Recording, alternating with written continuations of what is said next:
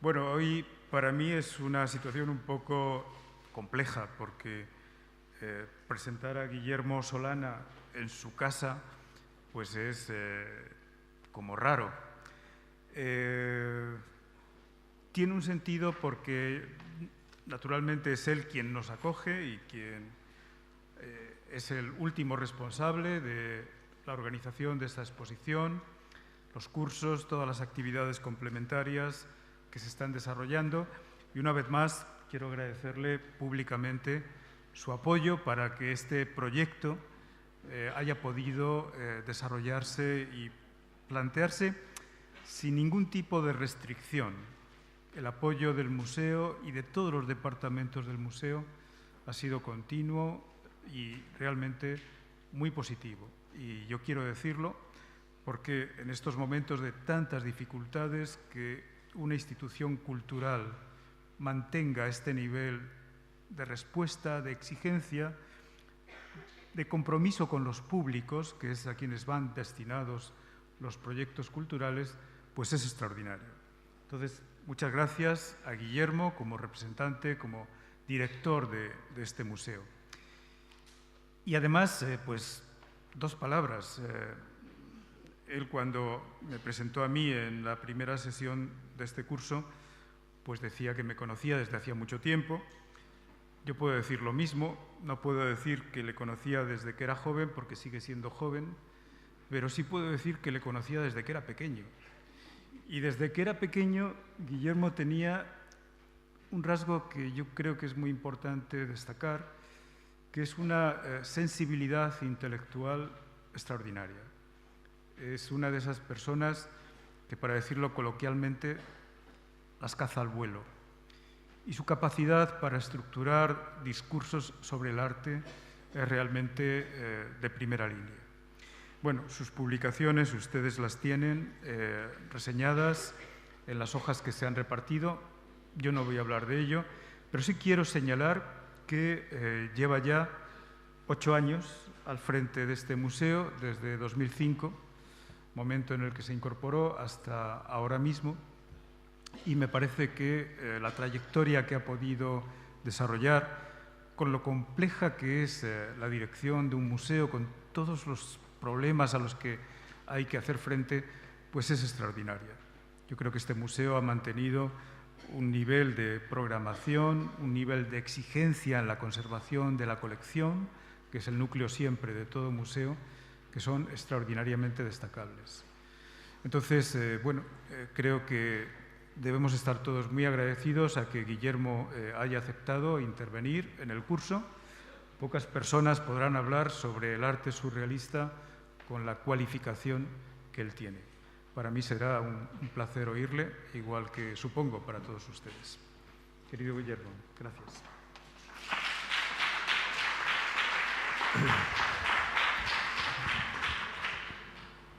Bueno, habrán notado, si no lo sabían ya, que el profesor José Jiménez es un muy querido amigo mío y además ha sido mi profesor.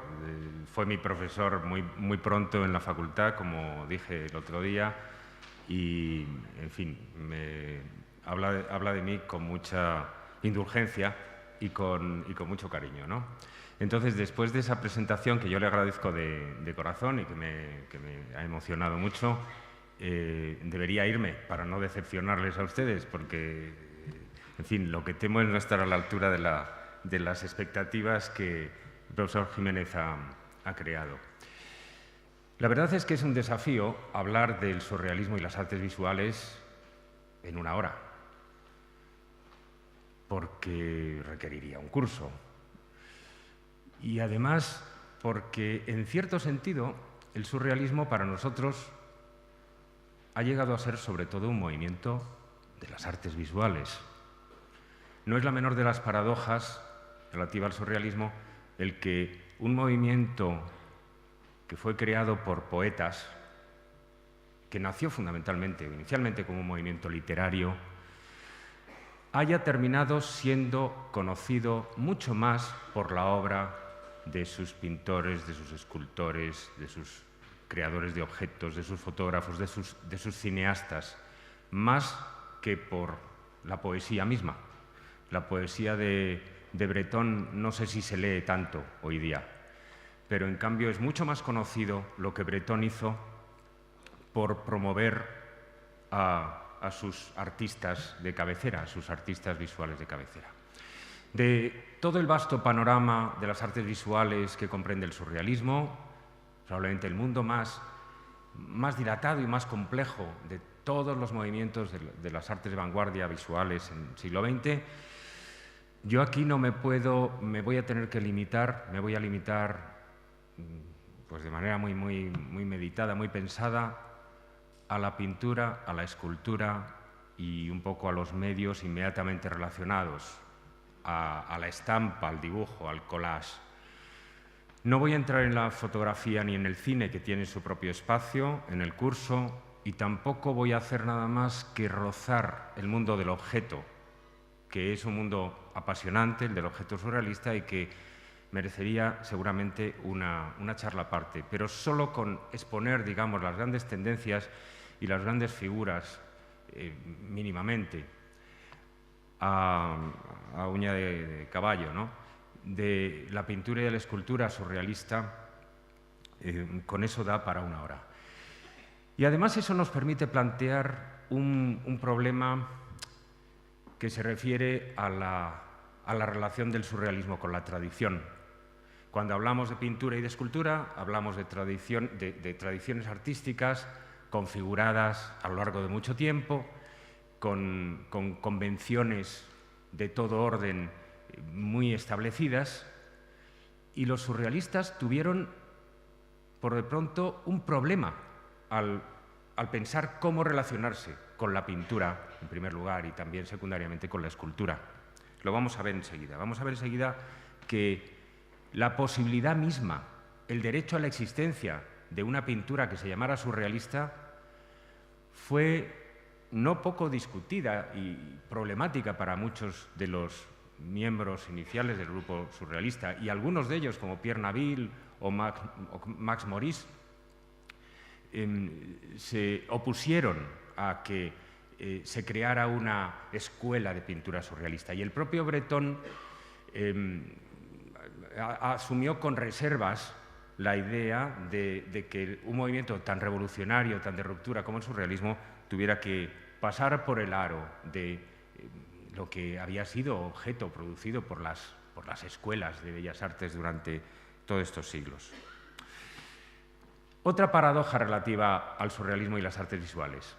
Cuando pensamos en el surrealismo y las artes visuales, cuando pensamos en la imagen surrealista, nos acordamos inmediatamente de un pintor griego de nacimiento, pero italiano y cosmopolita, ¿no?, y francés, internacional, de todas partes, Giorgio de Chirico. Y es paradójico, porque Giorgio de Chirico no tuvo más que una relación efímera y, después de todo, relativamente tangencial con el grupo surrealista, a pesar de lo cual su huella fue tan profunda en los poetas, en primer lugar, en el propio Breton, y luego su huella formativa, su impronta sobre los creadores surrealistas uno por uno, sucesivamente, fue tan profunda que hay que empezar y terminar, casi diría, hablando de De Chirico al hablar de la pintura surrealista. Hay dos cuadros de De Chirico particularmente conectados con André Breton.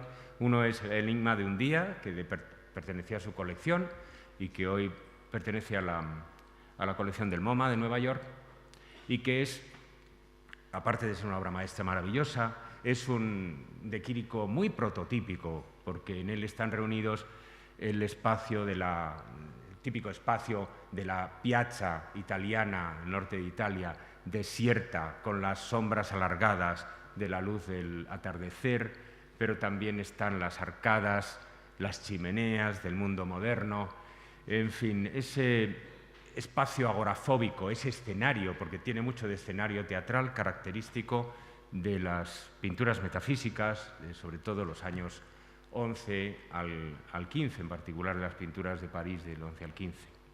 André Breton se fotografió delante de este cuadro con ese aire a medio camino entre un medium y un actor del cine mudo, un aire misterioso, teatral, de mucha pose, de mucho postureo, como se dice ahora, ¿no? De aquí estoy con mi escenario, el escenario de lo maravilloso. El propio Breton había conocido la obra de Quirico probablemente hacia 1915 en una soirée en casa de Apollinaire, que, como se sabe, había sido uno de los que habían lanzado a De Quirico en el mundo parisiense. De Quirico pasó entre el año 11 y 15 en París trabajando, y Apollinaire fue uno de los primeros que habló de él. No escribió mucho sobre De Quirico, pero fue el que le puso la etiqueta de metafísica a sus pinturas y contribuyó a que grandes críticos y sobre todo pintores, Picasso, Derain, por ejemplo,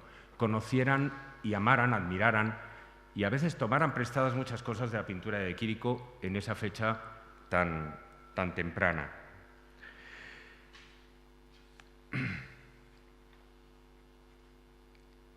Un poco el aire de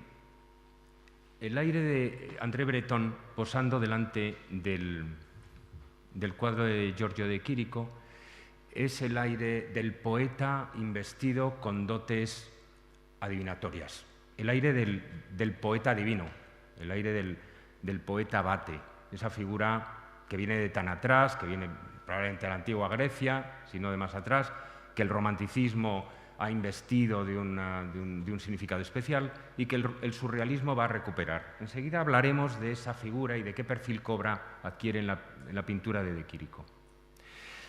Cuando se explican los orígenes de la plástica surrealista, yo a menudo he encontrado una ecuación reproducida por gente muy digna y que es una ecuación que se entiende muy bien, que es muy didáctica, que, por ejemplo, utiliza más o menos René Passeron en bastantes lugares. René Passeron, el historiador de la pintura surrealista.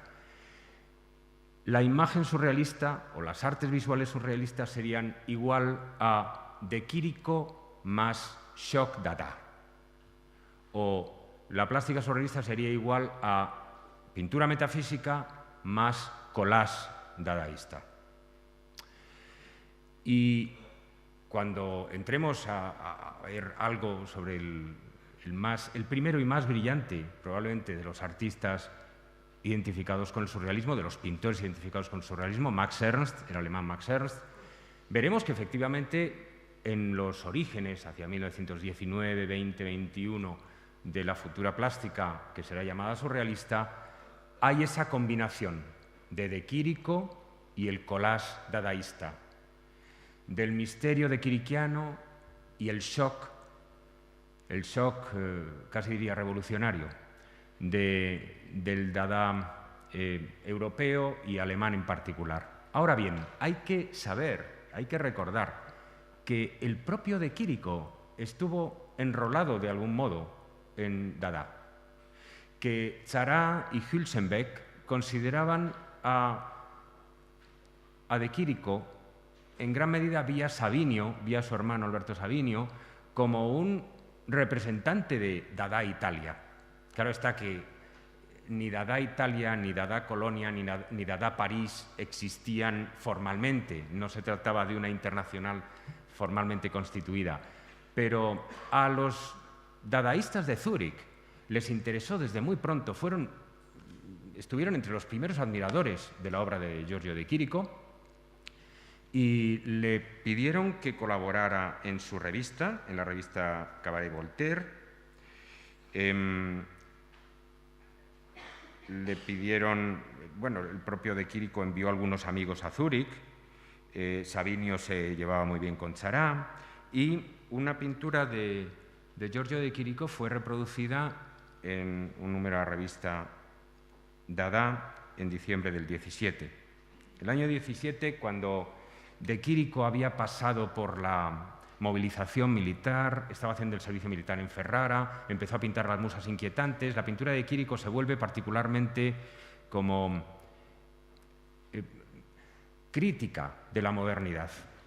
Hay un sentido creciente de la alienación moderna en esos maniquíes gigantescos que pueblan sus plazas por lo demás deshabitadas. Las perspectivas se desquician más en esa época, y en esa época, bajo los efectos también de una neurosis relacionada con la movilización militar, de Quirico está en sintonía con muchos otros artistas que sienten, que se han vuelto antibelicistas fervientes en ese gran apocalipsis de la Gran Guerra. En fin, cuando el grupo surrealista comience a constituirse como una suerte de escisión de Dada París, como el grupo de Dada París que se emancipa de la central de Zúrich y inicia su propia singladura, uno de los primeros problemas que se plantearán en los primerísimos números de la Revolución Surrealista será el de si y cómo el surrealismo, que es un automatismo psíquico puro, puede manifestarse, plasmarse, expresarse a través de medios como la pintura. Pierre Naville, primer editor o director de la Revolución Surrealista, pensaba que el carácter premeditado, reflexivo, de la producción pictórica entrañaba necesariamente un control racional y, por consiguiente, negaba la posibilidad de un flujo espontáneo de energía, de ese automatismo psíquico puro que el surrealismo tenía que ser. En su número 3, el número 3 de la revista La Revolución Surrealista, Naville escribe: «Nadie ignora ya que no hay pintura surrealista. Ni los trazos del lápiz entregado al azar de los gestos, ni la imagen reproduciendo las figuras del sueño, ni las fantasías imaginativas, desde luego, pueden ser calificadas así». Lo interesante, más que la negación de Naville, son las posibilidades que menciona, las candidatas a pintura surrealista. Por una parte, los trazos del lápiz entregado al azar de los gestos, o sea, lo que sería un automatismo gráfico, una traslación al dibujo o a la pintura de la escritura automática, de la práctica de los poetas surrealistas. Y, en segundo lugar, menciona la imagen que reproduce las figuras oníricas, el sueño, la reproducción de los sueños o la inspiración de las imágenes en los sueños, el tomar las figuras de los sueños para llevarlas al papel o al lienzo. También menciona una tercera posibilidad, lo cual nos deja algo descolocados, porque siempre hemos oído hablar de que había dos tendencias en la plástica surrealista: el automatismo y la reproducción de las imágenes oníricas. Y aquí Naville habla de una tercera fuente, las fantasías imaginativas. Bueno, fantasías imaginativas y figures de rêve pueden considerarse afines en el sentido de que en ambas predomina lo visual sobre el impulso, digamos, gestual o motriz. Si tenemos que buscar un fondo para explicar las que van a ser estas dos líneas de la plástica surrealista, lo voy anticipando, el automatismo y las imágenes oníricas o fantásticas, yo diría que el fondo más adecuado sería la vieja distinción entre lo dionisíaco y lo apolíneo puesta en circulación por Nietzsche en El nacimiento de la tragedia. Lo dionisíaco es un fenómeno de embriaguez, de danza, de movimiento, en cualquier caso. Es un fenómeno gestual, mientras que las figuras del sueño, las figuras de la fantasía serían de carácter apolíneo. Lo apolíneo es siempre una contemplación visual distanciada. Max Moritz escribía en 1924 a propósito de Giorgio de Chirico, y volvemos a de Chirico porque vamos todavía a detenernos en él un poco más. A propósito de Giorgio de Chirico, que sus imágenes, las imágenes de Chirico, eran efectivamente, se podían llamar surrealistas, pero no su expresión.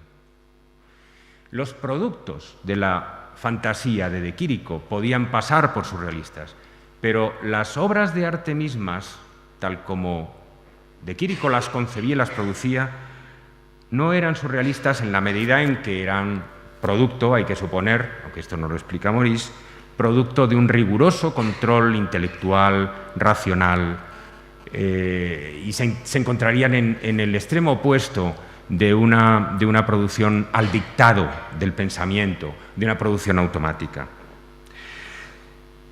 Si hubiera que buscar un extremo opuesto de la plástica surrealista al señalado por Max Maurice en el caso de Quirico, tendríamos que irnos hasta 1950, hasta el expresionismo abstracto de Jackson Pollock, por ejemplo, al que muchos han pensado que habría que denominar surrealismo abstracto. El surrealismo fue efectivamente la fuente, a través de los exiliados franceses en los Estados Unidos, la fuente de la obra temprana, incluso de la obra de madurez en parte, de Rothko, de Motherwell o del propio Pollock, entre otros. Y el procedimiento del dripping, que domina aquí en esta obra cima de la creación de Pollock de 1950, del MoMA, el procedimiento del dripping había sido, como habrán oído probablemente ustedes, anticipado, entre otros, señaladamente por Max Ernst, que al final de los años 30 o comienzos de los 40 producía pinturas, dejando caer un chorro de pintura en esta inagotable investigación de técnicas y de materiales que llevaba siempre adelante Max Ernst.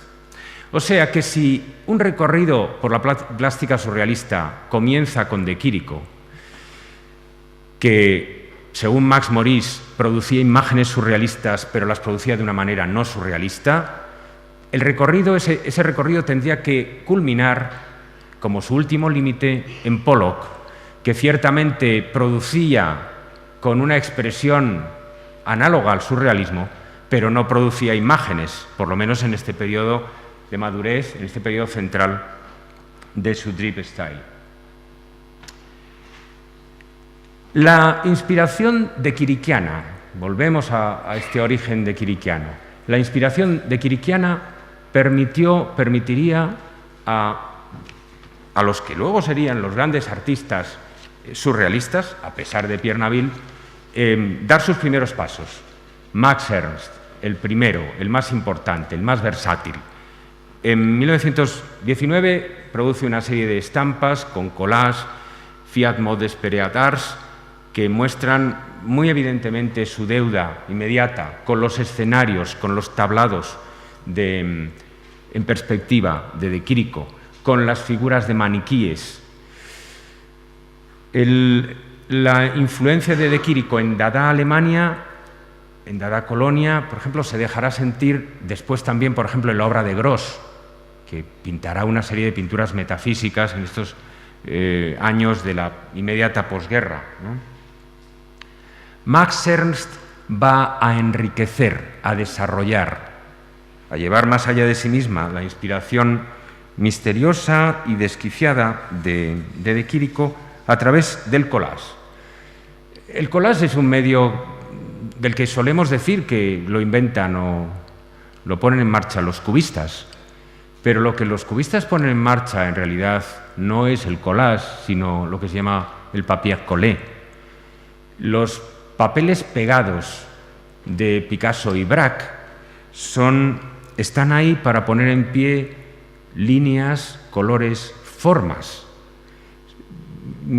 virtualmente, en algunos sentidos, abstractas, aunque la pintura de Picasso y Braque nunca deje de ser figurativa.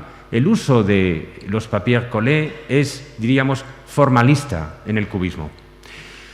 Cuando Max Ernst comienza a utilizar el collage a partir de imágenes de procedencia muy diversa, heteróclita, de cartillas escolares, de catálogos comerciales, de revistas ilustradas del siglo XIX, una de las características de los artistas plásticos del surrealismo, como es notorio, será esta catolicidad, esta apertura a fuentes que no son estrictamente artísticas, incluir en la obra de arte imágenes que proceden de la ciencia, de la educación, del mundo comercial, de la literatura, la religión, de diferentes usos no estrictamente relacionados con las bellas artes, pues cuando Max Ernst comienza a cultivar el collage en serio casi exclusivamente en 1919, lo que está inventando es un procedimiento narrativo. El collage es fundamentalmente un procedimiento narrativo en imágenes, combinando fragmentos, miembros dispersos, disiecta membra, de criaturas tomadas de aquí a allá para poner en pie un relato enigmático, un relato absurdo, un relato hermético a veces.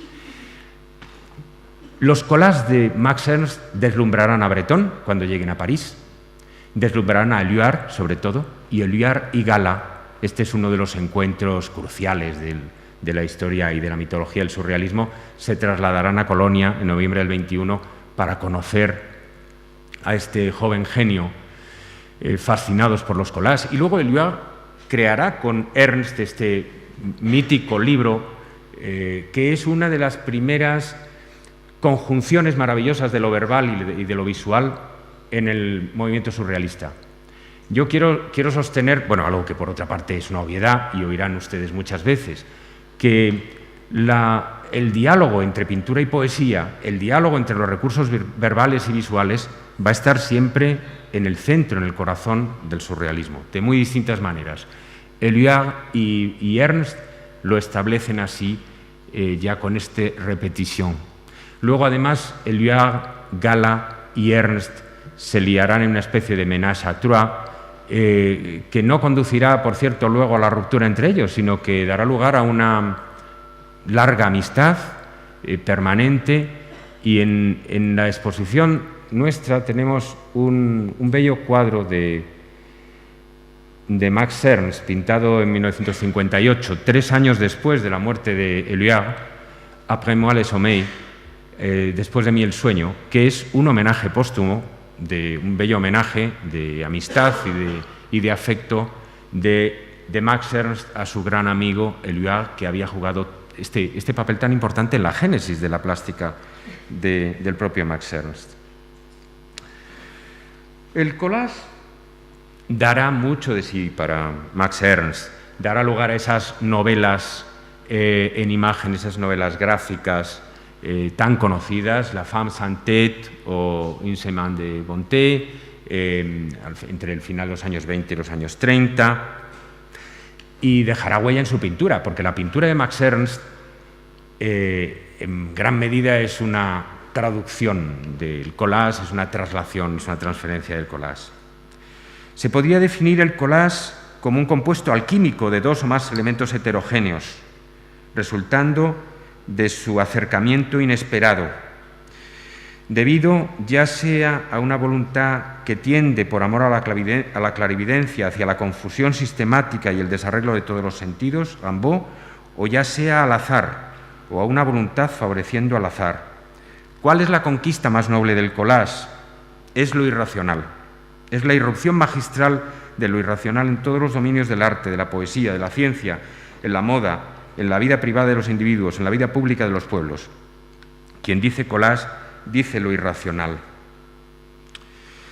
Y a continuación sigue explicando Max Ernst en Au-delà de la peinture cómo, en cierto sentido, todos los medios visuales del surrealismo, el cine, empieza diciendo, con la Edad de Oro, l'Âge d'Or de Buñuel y Dalí, y la pintura misma, y cita a algunos compañeros suyos, no son más que hijas del collage. El collage como verdadera fuente de toda la plástica surrealista. Más que de lo irracional, que es un término demasiado metafísico, demasiado sustantivo, a mí me gustaría decir que el collage, el correlato del collage es la experiencia del shock. Los surrealistas andan detrás de la sorpresa como ese elemento esencialmente moderno que se produce ante lo nuevo que no podemos articular del todo, que no podemos comprender, que nos sorprende con su carácter enigmático. Pues bien, el collage es el medio adecuado para engendrar esa sorpresa, esa experiencia del shock que está en la entraña de lo moderno. Y volvemos un poco a De Quirico. No se preocupen que enseguida lo vamos a abandonar. frente a la resistencia de Nabil a permitir que existiera una pintura surrealista, como si eso fuera un compromiso que iba a corromper el surrealismo apenas nacido y lo iba a desvirtuar, la actitud de Breton es la de un verdadero dirigente, un líder, un caudillo, ¿no? Alguien que quiere extender sus dominios en lo posible. ¿Cómo va a desdeñar André Breton a todos esos artistas nacientes, algunos de los cuales ya trata y sobre los cuales va escribiendo, a los que conoce desde Dada? ¿Cómo va a desdeñar esas afinidades que van creciendo entre lo verbal y lo visual? ¿Cómo las va a despreciar? Entonces, aunque con cautela, aunque advirtiendo que la pintura surrealista no puede convertirse en una escuela, Breton se pone a la tarea de, en realidad, organizar el campo de la pintura. Enseguida comenzará a publicar, en el 26-27, ese magno ensayo que se irá engrosando, El surrealismo y la pintura, donde se reparten bulas, se reparten permisos, autorizaciones. A unos se les aprueba, a otros se les condena. Se rechaza a partir del 26 a De Quirico, a pesar de todo el amor que Breton había puesto en él. Nos vamos a despedir de él con estas dos imágenes que tienen que ver mucho con algo que le fascinaba a Breton, yo creo especialmente en De Quirico, que es la manera en que De Quirico figura la imagen del poeta como vidente. En la exposición tenemos este fantástico cuadro, La nostalgia del poeta, que pertenece a una serie de 1914, por ejemplo, a la que pertenece también el retrato de Guillaume Apollinaire, donde aparece un busto con unas gafas de sol oscuras, negras. Esto es como un detalle terriblemente pop, ¿no? O Dada, por ser más riguroso, un detalle irreverente. A un busto clásico no se le pueden calzar unas gafas de sol. Pero lo que quiere, supongo, simbolizar De Quirico es algo relativamente obvio. El busto representa la figura del poeta, el poeta entronizado, el poeta casi divinizado, diría. Por ejemplo, se pone sobre el piano un busto de Goethe, ¿no? Las gafas de sol están aquí como las gafas que llevan los ciegos, para denotar la ceguera exterior característica de los clarividentes, característica de los tiresias, y no hay que olvidar a Apollinaire cantando a Tiresias, característica de los adivinos. Todos los adivinos son ciegos. La mirada es interior. Y la mirada del personaje del cerebro del niño es también una mirada hacia adentro, una mirada que se abre en el sueño o en la imaginación, cuando las ventanas, las puertas de la mente se cierran a la percepción exterior.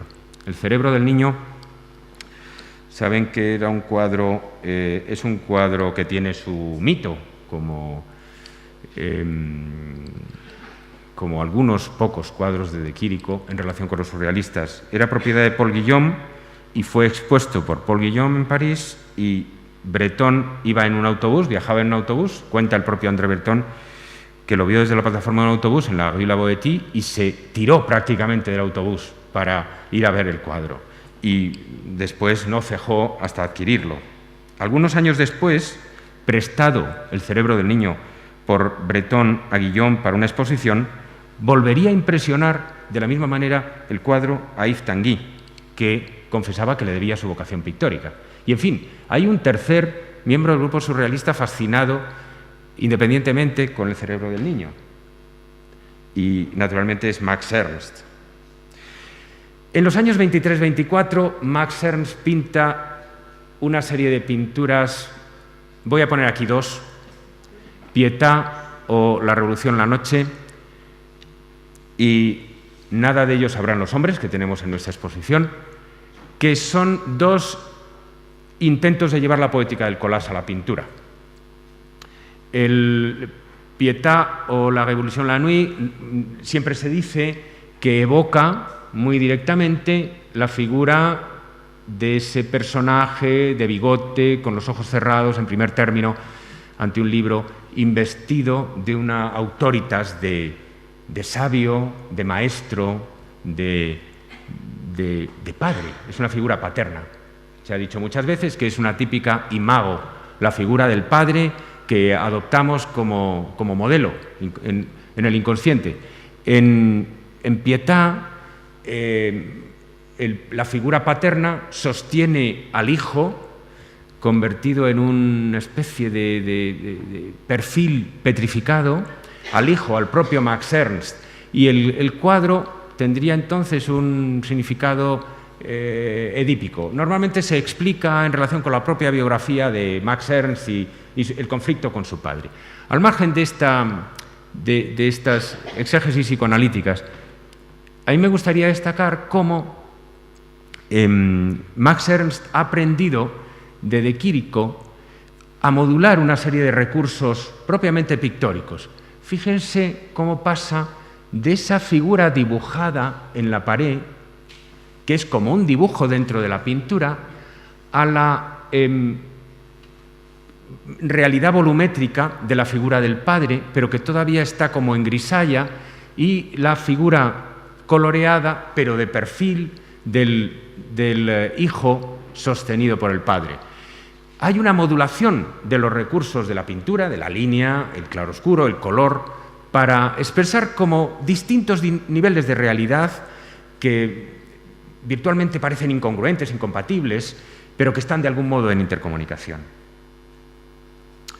El otro de las grandes pinturas de estos años 23-24 de Max Ernst, en los que traslada una poética del collage y que son imágenes absolutamente originarias, seminales del surrealismo, es este Nada de ellos sabrán los hombres, que es una imagen... Bueno, he leído varias explicaciones. Hay, por ejemplo, una también de carácter psicoanalítica que lo relaciona con un caso de Freud, el de Daniel Paul Schreber, que tenía fantasía de convertirse en mujer como resultado del complejo de castración y tal. Pero me parece mucho más evidente que el cuadro de Max Ernst se refiera a una suerte de proyección cósmica del eros, del amor humano, ¿no? Algo a lo que los surrealistas jugaron con frecuencia. Se ha dicho también a veces que, bueno, el título, Nada de ellos sabrán los hombres, alude a un conocimiento arcano, a un secreto, a un misterio. Y ese misterio es relativo a la alquimia y a la astrología, saberes a los que los surrealistas eran adictos, por lo menos desde un punto de vista estético y a veces con un interés intelectual profundo. La imagen de Max Ernst combina una forma solar, circular, con una forma decreciente, lunar, la luna y el sol arriba, que a su vez se traducen en las dos formas, masculina y femenina, en la cópula de los dos pares de piernas. Y debajo de ellas tenemos un despliegue del acoplamiento cósmico, diríamos, en un juego de los movimientos de la luna alrededor de la Tierra y las sombras de los eclipses, ¿no? Hay también una mano misteriosa, como talismánica, y un silbato colgando, y abajo unas formas como intestinales. Una prueba más de esa capacidad de la poética del collage para asimilar, que tiene una cierta relación con la poética del ready-made duchampiano, para asimilar y cambiar de contexto fuentes visuales que no pertenecen en absoluto a las bellas artes. Hay infinidad de estas figuras, de estas ilustraciones de las fases de la luna o de las variedades de los eclipses en las que pudo inspirarse para construir esta imagen Max Ernst y, como decía antes, elevar, sublimar el amor humano a la categoría de instancia cósmica. En 1925, la poética plástica de Max Ernst se renueva, digamos que termina el ciclo dominante del collage, aunque él seguirá haciendo collage, con la famosa invención del frottage. Bueno, llamarle invención quizás sea un abuso, porque el frottage es conocido desde hace mucho tiempo. Esa técnica que consiste en pasar una mina de grafito sobre una superficie, sobre un papel puesto sobre una superficie en relieve. En un texto famoso describe Max Ernst cómo en 1925, estando en un hotel, en una pensión junto al mar, descubrió unas formas de vetas en la madera 1000 veces limpiada del suelo de la habitación, un poder para desencadenar sus facultades alucinatorias, para desencadenar su capacidad de producir imágenes. El frottage se convertirá en un medio de recoger, de plasmar esas sugerencias. De toda una larga serie de frottages que Max Ernst irá creando, irán saliendo también pinturas, porque Max Ernst en esto es un pintor como de los de antes, como los de toda la vida. Para él, la pintura es el lugar donde desembocan las inspiraciones experimentales del dibujo, de la estampa, del collage, de toda suerte que él va explorando. En Árbol solitario y en Árboles conyugales, así como en todas esas selvas fantásticas y misteriosas de los años 30 y 40, tenemos un desarrollo de lo que en principio es una técnica de creación de imágenes a partir de texturas, una técnica típicamente matérica, una técnica, pues en el fondo automática, pero que está abierta a las imágenes del sueño, que produce imágenes del sueño. Digo esto para irles mostrando cómo la dicotomía entre automatismo y onirismo es a veces excesivamente tajante o falsa directamente.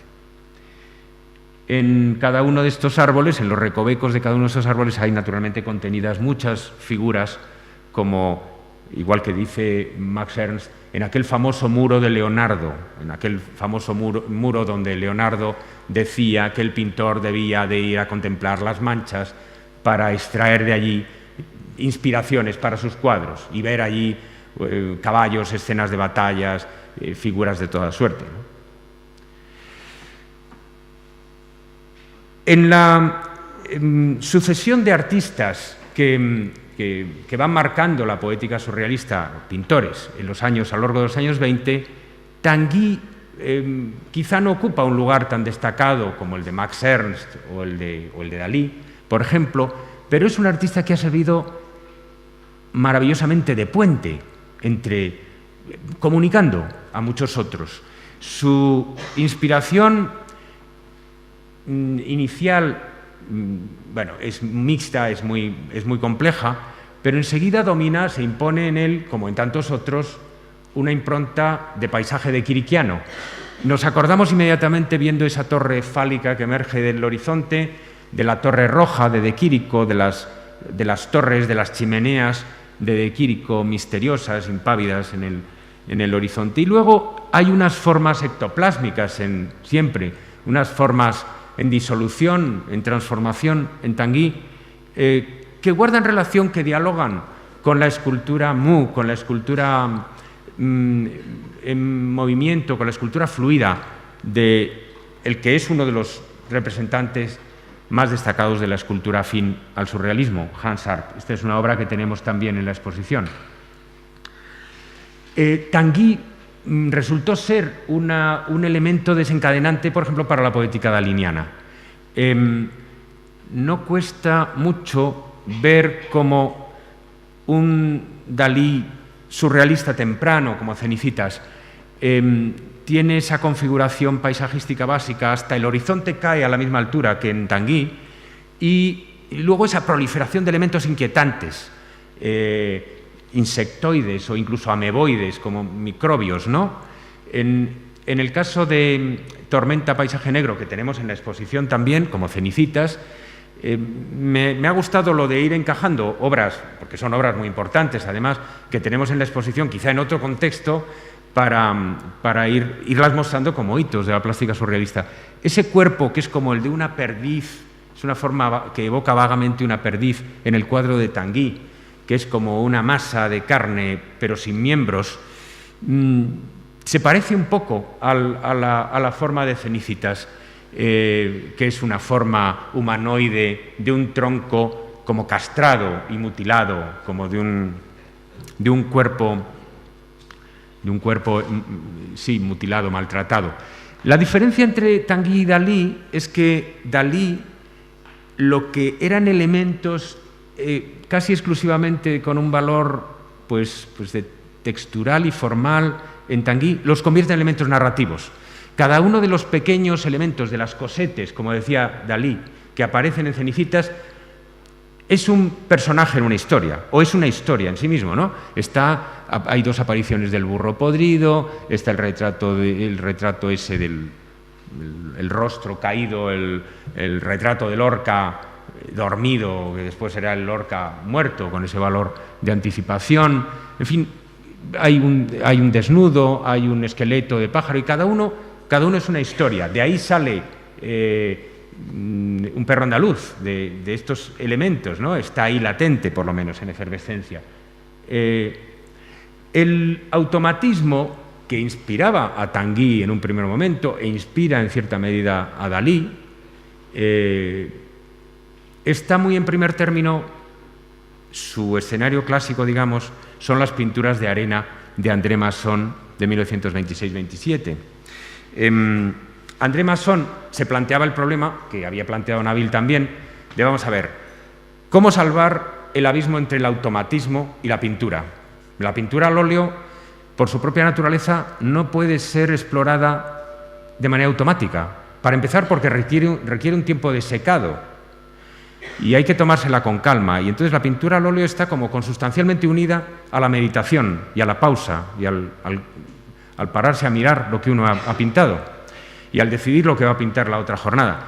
Y claro, la pintura al óleo en principio es el medio menos adecuado para un procedimiento automático.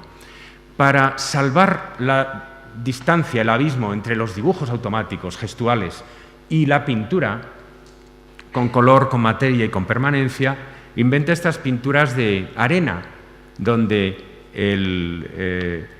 la arena se solidifica, ¿cómo se dice? Se fija sobre la tela, creando configuraciones semi-aleatorias, mezclándose con el pigmento. Yo creo que tampoco Masson es muy estrictamente, rigurosamente automático, ni siquiera en sus pinturas de arena más audaces.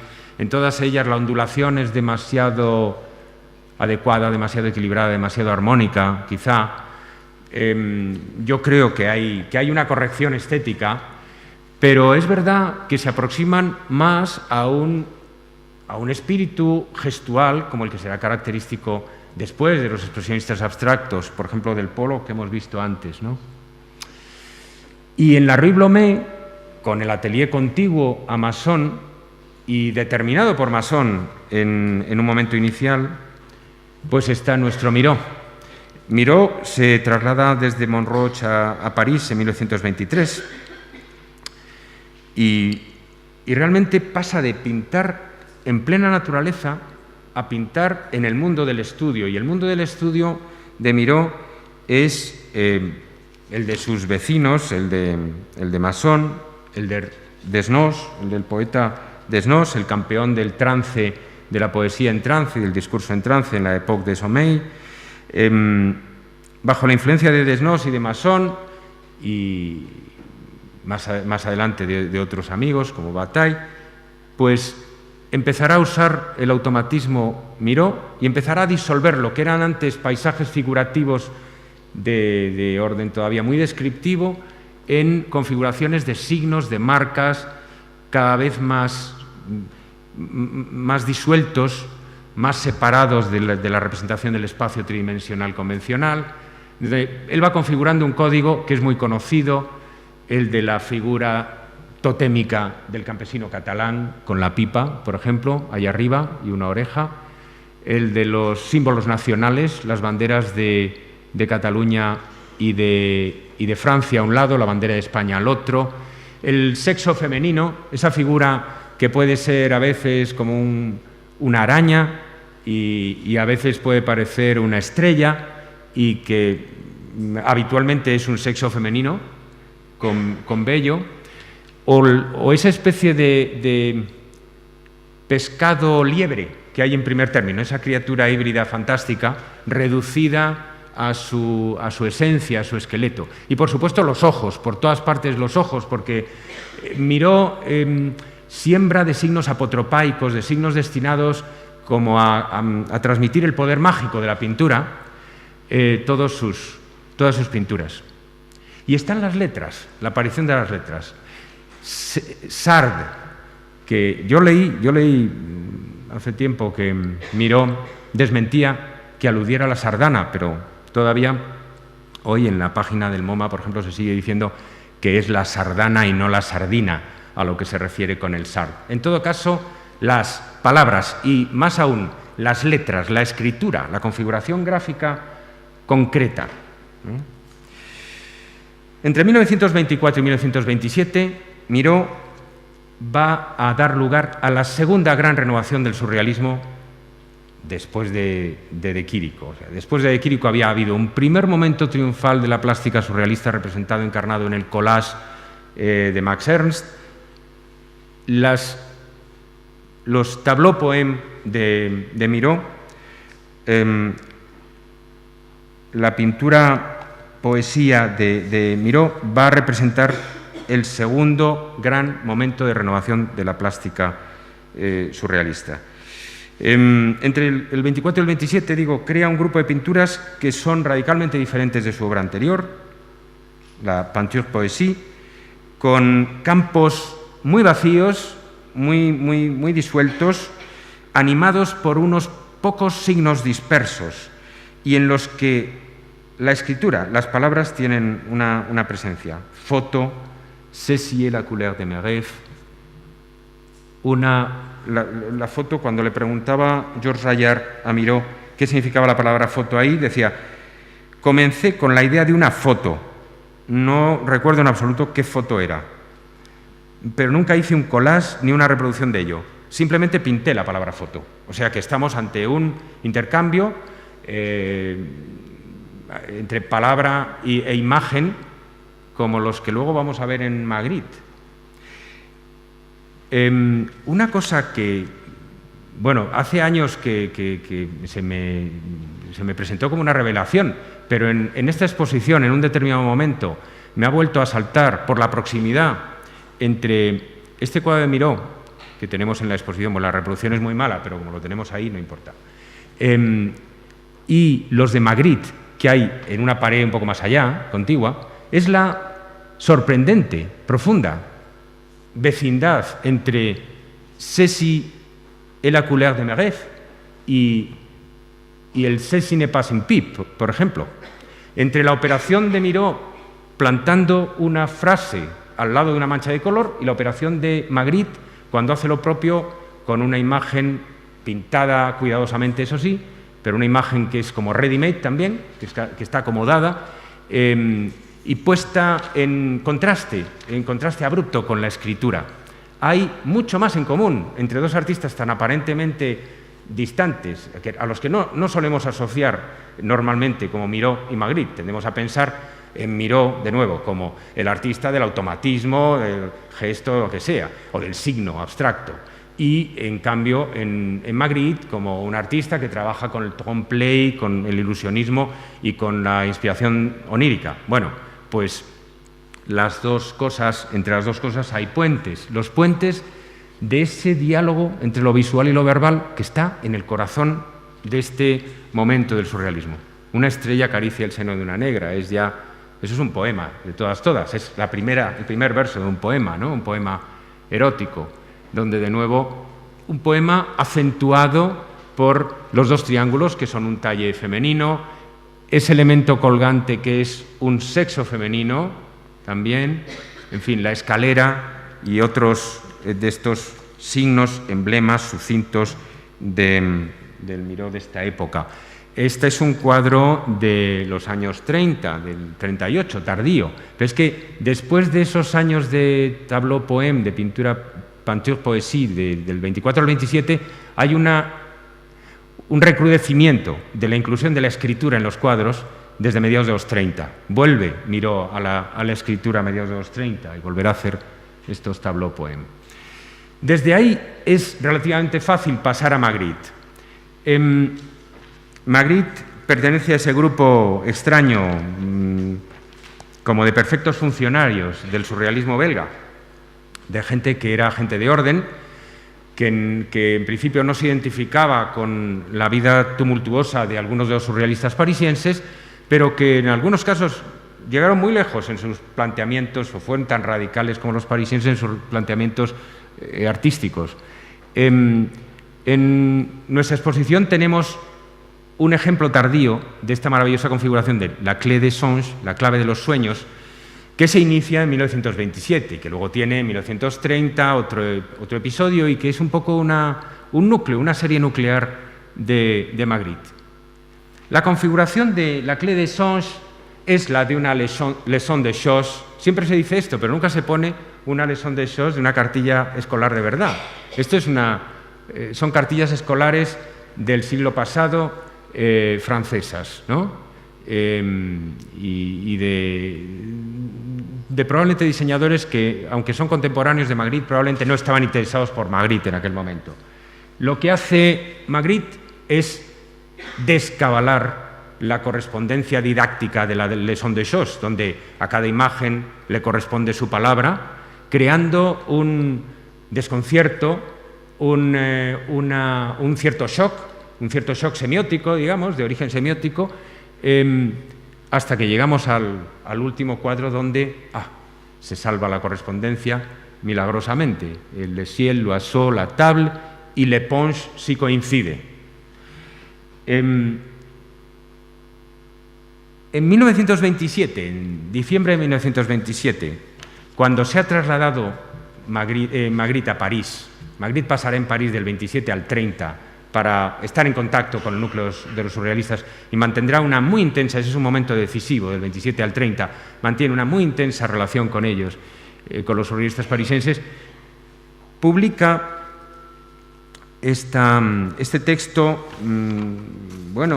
explicativo sobre las imágenes y las palabras en la Revolución Surrealista, Le mots et les images, ¿no?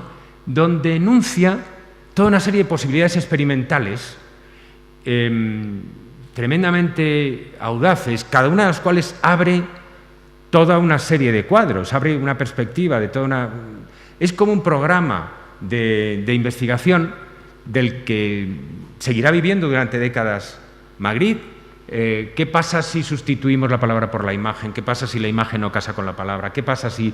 En fin, a mí me recuerda a las investigaciones sobre la filosofía del lenguaje contemporáneas del periodo de entreguerras, por ejemplo, a las investigaciones de Wittgenstein, por ejemplo, con su interrogación sobre cuál es el vínculo y qué clase de esencialidad, de relación esencial hay entre la palabra, la imagen, la cosa. Si quieren, esta es una preocupación de los filósofos de siempre, ¿no? Que viene del Crátilo de Platón. ¿El nombre de la cosa está relacionado intrínsecamente con la cosa o es puramente arbitrario? Es una preocupación de la lingüística moderna, aunque al parecer Magritte no conociera a Saussure, pues el problema de la convencionalidad del signo es un problema abordado aquí, pero que Magritte, naturalmente, desarrolla con sus medios artísticos, no de una manera discursiva. Este es un cuadro que es tan conocido que es muy difícil decir algo de él nuevo, y no voy a pretender decir nada nuevo. Simplemente haré una reflexión muy elemental y muy obvia. Inicialmente nos produce el shock, un cierto shock, una cierta sorpresa, porque parece plantear una paradoja. Esto no es una pipa. Pero apenas reflexionamos, caemos en la cuenta de que lo que enuncia es una tautología. Claro está que no es una pipa, es la representación de una pipa. Es una imagen plana, una imagen bidimensional que no sirve para fumar, que no tiene las dimensiones ni la utilidad de una pipa. El objeto le interesa a Magritte profundamente. Y le interesa el objeto, como dice Paul Nouget, cuanto más banal, más ordinario, más corriente, mejor. Por eso, en los años 60 se le consideraría a Magritte como un precursor del pop, porque también él busca en los objetos cotidianos, en la gramática de los objetos cotidianos, el material de su plástica. En el año 25, en la Exposición de Artes Decorativas de París, Le Corbusier ha creado su pabellón utilizando exclusivamente objetos estándar, producidos no por diseñadores de qualité, no por diseñadores de firma, sino por fábricas anónimas, desde la silla Tonet hasta, en fin, los objetos estandarizados que se utilizan en la vida moderna. Hay también un interés por ese objeto tipo, por ese objeto que ha evolucionado hasta convertirse en algo, ¿cómo diría?, platónico, en una esencia ya, ¿no? Y en torno a ese objeto, en ese objeto se fija la imagen y se fija la reflexión sobre la relación entre la imagen, la palabra y la cosa misma. Y la clave de los sueños vuelve en el año 30. Esta es precursora ya de la que tenemos en la exposición, que es del año 52, creo recordar, ¿no? Pero esta es una inmediata precursora del año 52, donde aquí ya no coincide nada. Y entonces cae uno en la cuenta de que el título de la Clé des Songes, yo siempre lo explico así, bueno, es una explicación un poco sobrevenida que me invento. Hombre, es admirable que esto se llame la Clé des Songes, porque en principio, en los sueños, a pesar de los intentos de los psicoanalistas y de tantos hermeneutas, en los sueños hay un descabalamiento, las cosas no encajan. Lo que en la realidad es fácil de interpretar, en el sueño no corresponde a lo que aparentemente, a lo que parecía. En el sueño aparece una figura y uno dice, por ejemplo, pues era mi padre, pero era a la vez el portero de la casa, ¿no? Por ejemplo. O en el sueño los muertos no están muertos, por ejemplo. O en el sueño uno vuela y no rigen las leyes de la física, pero tampoco las leyes de la lógica en buena medida que rigen en nuestra vida cotidiana. Entonces, la Clé des Songes expresa en principio ese descabalamiento, ese desquiciamiento de los sueños, sí. Y yo creo que también expresa que puede haber un sentido más allá. El absurdo, la incongruencia en la literatura hermética o en el arte hermético es siempre un símbolo de que hay que buscar otro sentido más allá del sentido más obvio, del sentido más superficial. Las palabras fueron una obsesión de Magritte toda su vida, convirtiéndolas, materializándolas, convirtiéndolas en cosas, en objetos, monumentalizándolas, como en este caso, en este maravilloso cuadro que está también en la exposición. Es verdad que hay otro costado de Magritte, que es el costado puramente perceptual, en el que él parece desvincularse de los problemas semióticos de la imagen y se interesa puramente por la psicología de la percepción. Por ejemplo, por los intercambios de figura y fondo en el falso espejo, que por cierto es una versión de este dibujo de Ledoux, del teatro de Besançon, y donde lo que debería ser figura es fondo y viceversa. O trastocando la escala de esos objetos cotidianos familiares, poniéndolos en situaciones inesperadas, combinándolos de maneras incongruentes o absurdas. Todo esto nos sitúa en el umbral del tipo de sorpresa que Dalí va a provocar. En un sentido, a mí me parece, y voy a decir una barbaridad probablemente, en un sentido a mí Dalí me parece pudo ser a veces el más superficial de los grandes del surrealismo.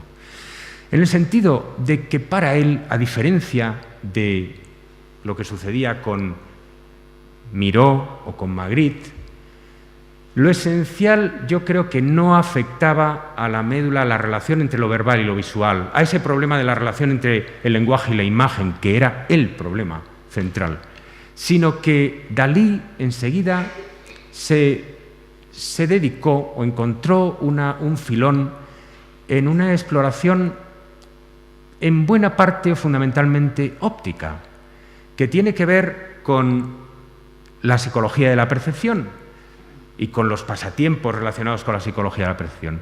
Por lo menos este es el Dalí exotérico, el Dalí que entiende todo el mundo. Y él probablemente cultivó eso con la muy calculada intención de ganarse al público, de conquistar al público con un espectáculo como de barraca de feria. Desde que Dalí llega a París, aunque va llegando, ¿no? Hay unos intentos, unos viajes iniciales, pero digamos que desde el 29, que es cuando se da a conocer al grupo surrealista, y ya han visto el perro andaluz, y los surrealistas se quedan deslumbrados con Dalí, que va a ser la tercera y última gran renovación de la imagen surrealista. Dalí comienza a cultivar un método que llamará el método paranoico crítico y que consiste en no otra cosa que crear una configuración de formas y de colores tal que pueda interpretarse de múltiples maneras. Que pueda ser, por ejemplo, un paisaje fantástico, un paisaje como quizá leonardesco, de ruinas, de estatuas, de figuras, de impronta de quiriquiana, por supuesto, y que a su vez sea la figura de un hombre que se disuelve, de un hombre que se desvanece, quizá del propio Dalí, que era un poco un personaje camuflado o camuflable. El hombre invisible es un poco el discurso del método, del método paranoico crítico, como lo es casi al mismo tiempo Mujer durmiente, caballo, león invisibles, que combina la figura, en efecto, de una mujer dormida con la cabeza echada para atrás, un caballo, un león, el león y el caballo invertidos, uno con respecto al otro, y también otras imágenes secundarias que no se mencionan en el título, como la imagen de una felatio, porque hay imágenes ocultas, sexuales, ¿no?, eróticas. La coronación de este sistema por el cual la pintura consiste en una acumulación de interpretaciones distintas e incompatibles sobre una misma configuración plástica, llegará en el Enigma sin fin de 1938, que el propio Dalí explicará en el catálogo de su exposición como un conglomerado, como la fusión de 6 imágenes distintas, de 6 cuadros distintos, en el rizar el rizo, ¿no?, del virtuosismo psicológico perceptual.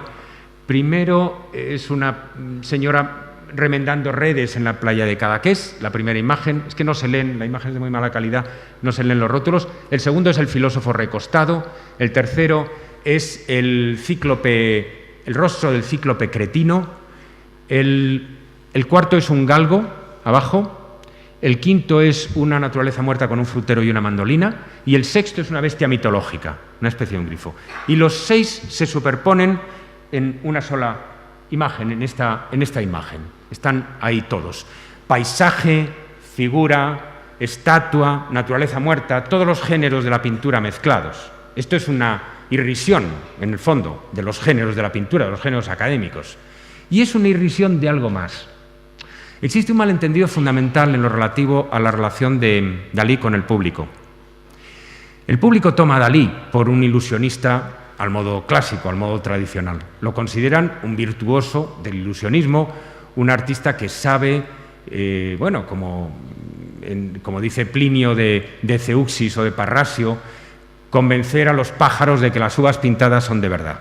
Un artista capaz de confundir lo vivo y lo pintado. Ahora, Dalí no es un ilusionista en el sentido clásico de que pretenda reforzar, de que pretenda dejar tal como está y construir sobre nuestro sentido de la realidad tal como es. Dalí no pretende confirmar nuestro sentido del realismo en la pintura, sino por el contrario, a lo que aspira es a destruirlo, es a minar nuestra fe en la realidad y a desacreditar la la realidad y la pintura realista definitivamente. Es decir, cuando la pintura figurativa, en lugar de ser el retrato, la imagen de algo claro, permanente, estable, fijo, se convierte en una sucesión de simulacros, todos ellos igual de válidos, cuando una misma imagen puede ser interpretada de muchas maneras distintas, quiere decir que nada es ya verdad, nada es verdadero ni falso en la pintura. Quiere decir que la noción tradicional, ingenua, de la verdad en pintura como correspondencia con una realidad se ha desvanecido o ha entrado definitivamente en crisis. Voy a terminar asomándome ligeramente al mundo de la escultura, aunque hemos visto un Hansard, para mí, el escultor con mucho más interesante del grupo surrealista, y solo fueron 7 años los que estuvo vinculado a Breton y al grupo surrealista, fue, sin duda, Alberto Giacometti.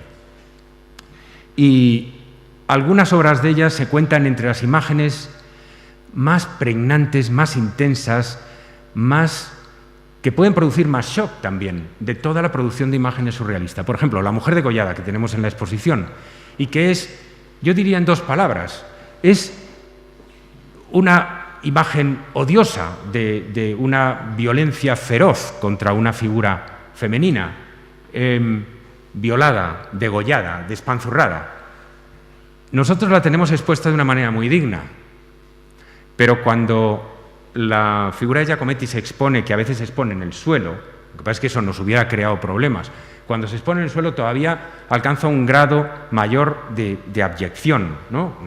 Una figura realmente tirada por el suelo, y como además es móvil, como saben ustedes que es articulada, pues puede tener distintas formas, es como la antítesis de la dignidad de la estatua clásica.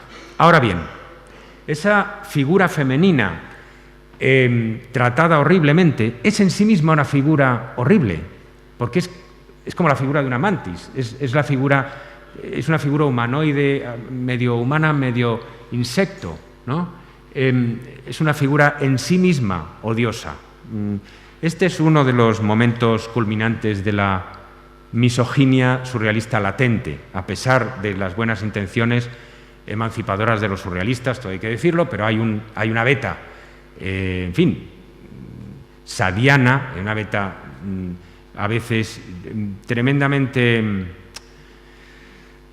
tremenda en lo que respecta a la mujer, a la figura de la mujer, ¿no? En el surrealismo.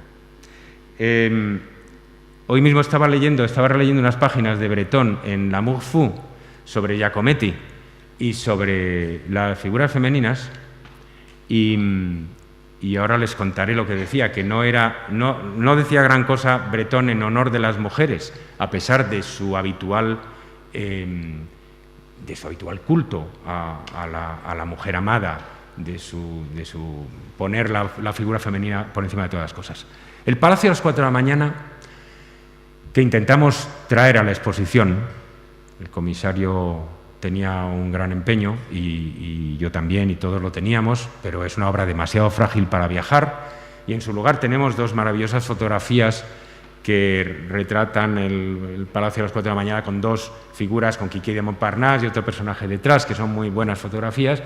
El Palacio a las 4 de la mañana para mí es un modelo de una práctica de la escultura completamente original, completamente nueva, introducida y completamente característica del pensamiento surrealista, que es el poner la escultura al servicio no de una estatua, sino de la creación de un espacio escénico, paraescénico, ¿no? La pintura de Quirico ya estaba impregnada de ese sentido escénico, y Giacometti es quien más maravillosamente lo ha llevado a la práctica en la escultura. Eso que en la pintura está en muchos sitios, está desde Max Ernst hasta Tanguy, hasta Dalí, hasta Leonora Carrington. Muchos pintores tienen este sentido de crear como una especie de pequeño teatro, ¿no? Giacometti lo crea con esa especie de palacio, pero que es también como un museo, o que es también un mausoleo, donde hay una figura de un ave esquelética, una columna vertebral en una jaula, una esfera en una especie Barreño o algo así, de Bañera, y sobre todo una figura femenina de autoridad, una figura de madre terrible, ¿no? Que es como un poco como una figura de ajedrez y que probablemente es la madre, bueno, los intérpretes biografistas de Giacometti siempre dicen que es la madre de Giacometti, naturalmente, pero que es una figura femenina de autoridad que domina ese magnífico escenario. Una figura femenina también es las manos sosteniendo el vacío, objeto invisible de Giacometti, a propósito de la cual contaba Breton que mientras Giacometti hacía esta escultura, proceso que él siguió, Breton, con mucha ansiedad y con mucha expectación, dice, veía cambiar la figura, veía cómo Giacometti modificaba el boceto en yeso de distintas maneras. Dice, yo temía que una mujer se le acercara, porque cualquier relación con una mujer mientras estaba creando esta figura podía alterar el equilibrio perfecto de su creación. Dice, de manera que hubo una relación efímera de Giacometti con una mujer que le condujo a bajar las manos que maravillosamente sostienen ese objeto inexistente o ausente para mostrar los pechos de la figura. O sea que Giacometti se había como reblandecido en su rigor creativo debido a una relación pasional que había tenido. Afortunadamente, dice Breton, después volvió al planteamiento original. Las manos que medio tapan los pechos parecen sostener un objeto ausente. Y para Breton, eso sí, las frases que Breton dedica a glosar la figura son las páginas más maravillosas que se han escrito por un poeta hablando de una figura plástica, ¿no? Dice que la figura de Giacometti, en esta custodia de un objeto inexistente, más bien esperado, de un objeto, es un hueco que esperamos llenar, ¿no? Es la más perfecta expresión de la necesidad humana de amar y de ser amado. Y terminamos. Giacometti se distinguió por creaciones tan radicales, la pongo al final aunque era anterior a las otras, como esta bola suspendida, que tiene relaciones secretas, por ejemplo, con la pintura de Max Ernst que hemos visto antes. Fíjense cómo en la forma circular y la forma decreciente, que están combinadas tangencialmente en Max Ernst, se las traslada al espacio Giacometti, maravillosamente, como también en Max Ernst había una cosa suspendida, colgando, el silbato, ¿no? Y la bola misma, en la escultura de Giacometti, está suspendida. ¿Pero qué es lo que introduce Giacometti? En esta configuración de naturaleza inequívocamente sexual, que alude a una cópula, o más bien al proyecto de una cópula, a una fricción que aspira a convertirse en cópula sin conseguirlo nunca, porque la bola se desliza sobre el elemento del creciente. Y de pasada, observen esta paradoja. La forma del creciente, que es una forma en principio asociada a la luna y por consiguiente femenina, se convierte en una forma masculina, fálica. Y la forma solar, la forma circular, asociada al elemento astrológico masculino, se convierte en la forma femenina porque está hendida. Ahora, lo que introduce aquí Giacometti es un espacio tridimensional confinado, como el espacio del Palacio a las 4 de la mañana, y el movimiento real, porque realmente la bola se puede mover, se puede deslizar, se puede balancear sobre ese precario filo. De ese modo, Giacometti abre, y no fue esta la menor de sus aportaciones, inaugura aquí el mundo del objeto surrealista. Realmente había habido otros objetos antes, ciertamente, pero el mundo del objeto surrealista como un microteatro donde el espacio real, el tiempo real cuentan, que no es el mundo de la escultura, está inaugurado oficialmente, diríamos, con la bola suspendida. Y bastará con asomarse o con compararla con un famosísimo, con un arquetípico objeto surrealista como el de Man Ray, el objeto a destruir o objeto indestructible de Man Ray, para comprenderlo. Man Ray contaba, y con esto terminó, Tenía un metrónomo en mi estudio que ponía en marcha cuando pintaba, como el pianista lo pone en marcha cuando comienza a tocar, y su sonido regulaba la frecuencia y el número de mis pinceladas. Cuanto más rápido iba, más rápido pintaba yo. Y si el metrónomo se paraba, yo sabía que había pintado demasiado tiempo, que me estaba repitiendo, que mi pintura no era buena y que yo la destruiría. Un pintor necesita un público, así que sujeté la foto de un ojo al brazo del metrónomo para crear la ilusión de ser observado mientras pintaba. El ojo, por cierto, era el de Lee Miller, con la que mantenía una tempestuosa relación. Un día no acepté el veredicto del metrónomo, el silencio se me hizo insoportable y, como lo había llamado con cierta premonición objeto para destruir, lo hice pedazos. Muchas gracias.